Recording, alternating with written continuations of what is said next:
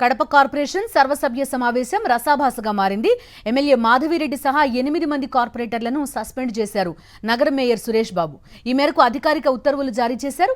వాయిదా అనంతరం జరిగే సభకు సస్పెండ్ అయిన కార్పొరేటర్లను అనుమతించొద్దని కమిషనర్కు ఆదేశాలిచ్చారు.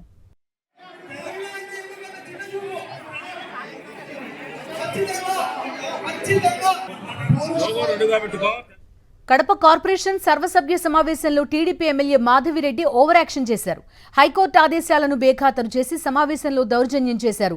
మరోసారి కార్పొరేషన్ సమావేశంలోకి దూసుకెళ్లి వీరంగం సృష్టించారు. దీంతో ఎమ్మెల్యే మాధవిరెడ్డి తీరును నిరసిస్తూ వైఎస్ఆర్సీపీ కార్పొరేటర్లు ఆందోళన బాటపట్టారు. టీడీపీ ఎమ్మెల్యే మాధవిరెడ్డి నిబంధనలు తెలుసుకోవాలన్నారు వైఎస్ఆర్సీపీ కార్పొరేటర్లు. సభకు పదే ఆటంకం కలిగిస్తున్నారని కడప మేయర్ సురేష్ బాబు ఆగ్రహం వ్యక్తం చేశారు. ఎమ్మెల్యే మాధవిరెడ్డితో పాటు వైఎస్ఆర్సీపీ నుంచి టీడీపీలోకి ఫిరాయించిన 7 కార్పొరేటర్లను సస్పెండ్ చేశారు. తొలుత సభ నుంచి సస్పెండ్ చేసినట్టు మేయర్ మౌఖిక ఆదేశాలిచ్చినా వారు బయటకు వెళ్లలేదు. దీంతో 8 మందిని సస్పెండ్ చేస్తున్నట్టు లిఖితపూర్వక ఆదేశాలిచ్చారు మేయర్ సురేష్ బాబు.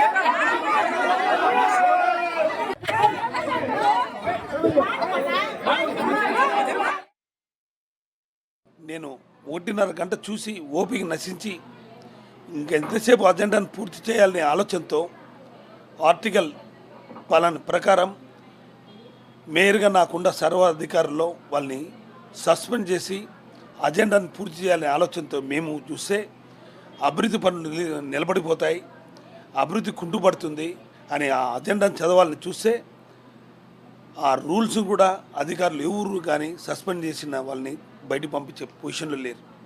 పోలీసులు ఉన్నారు, వచ్చారు లోపలికి, ఊరికి నింబెత్తి ఊరు ఉన్నారు కానీ వాళ్ళని బయటికి పంపించలేదు.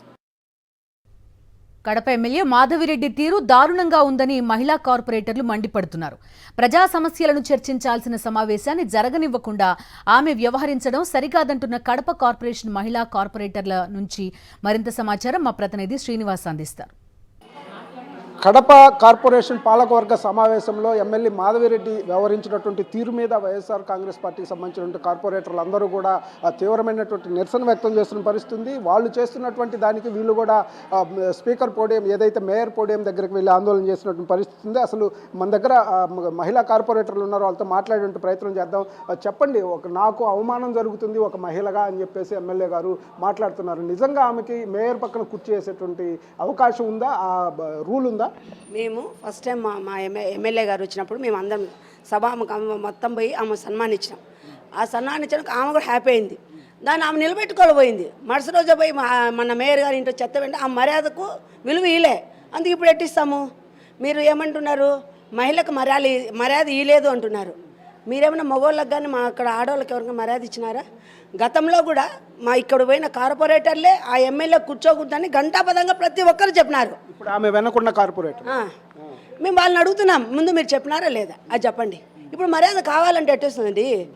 మీరు చెప్పండి అమ్మా, 15th ఫైనాన్స్ నిధులన్నీ పోతాయి, కడప నగరంలో అభివృద్ధి మరి ఏ విధంగా జరుగుతుందంటారు? ఆమెమో ఎజెండా పేపర్లు లాక్కొని చించుతుంది. అవును, అది కొంచెం బాధాకరమే. మేమందరం వచ్చింది కూడా ప్రజా సమస్యల మీద పరిష్కరించాలనే కదా వచ్చింది. ఆవిడ కుర్చీ వేయలేదన్న దానికి ఆవిడ ఇంత రచ్చ చేసి పోయినసారి అలాగే చేసింది, ఇప్పుడు అలాగే చేసింది. అవమానం అంటే ఏంది? అసలు కుర్చీ వేయకుండానో లేదా కుర్చీ వాకిటి దగ్గర వేస్తేనో కదా అవమానించినట్టు. గవర్నమెంట్ కార్పొరేటర్ పక్కనే కదా కుర్చీ వేసింది, దాంట్లో అవమానం ఏముంది? మా స్థాయి దాటుకునే కదా ఆవిడ వెళ్ళింది. మా పక్కన కూర్చోడానికి ఎందుకు అంత ఆవిడ గొడవ చేసినా మాకు అర్థం కావలేదు. మీరు చెప్పండి అమ్మా, నాకు తీవ్రమైన అవమానం చేస్తున్నారు, ఒక మహిళని కాబట్టి నన్ను ఈ విధంగా చేస్తున్నారు అని చెప్పి మాట్లాడుతుంది. నిజంగా మరి ఆమెకి కుర్చీ వేసేటువంటి అవకాశం కార్పొరేషన్ రూల్స్ ప్రకారం ఉందా? ఎక్కడ మేయర్ పక్కన కుర్చీ వేసే రూల్ అయితే లేదు. లేదని మేము చెప్తామంటే, ఇప్పుడు అసెంబ్లీ మీటింగ్ జరుగుతాయి, చంద్రబాబు నాయుడు ఎక్కడ కూర్చుంటున్నాడు? ఎమ్మెల్యేల పక్కనే కదా, స్పీకర్ పక్కన కూర్చోవడం లేదు కదా. మరి మీకు ఎందుకు తెలియదు?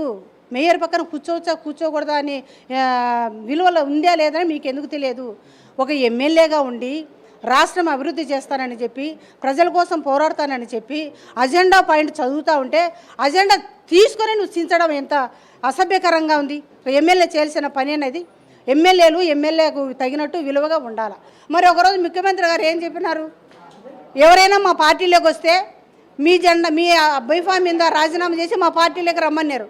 మా పార్టీలో మీరు రాజీనామా చేసి పోండి, మీరు ఏమైనా మాట్లాడండి, ఏ జపమన్నా చేసుకోండి. మొత్తం మీద అయితే ఎమ్మెల్యే వ్యవహరించినటువంటి తీరు మీద తీవ్రమైనటువంటి ఆగ్రహం అయితే వ్యక్తమవుతున్న నేపథ్యం అయితే ఉంది.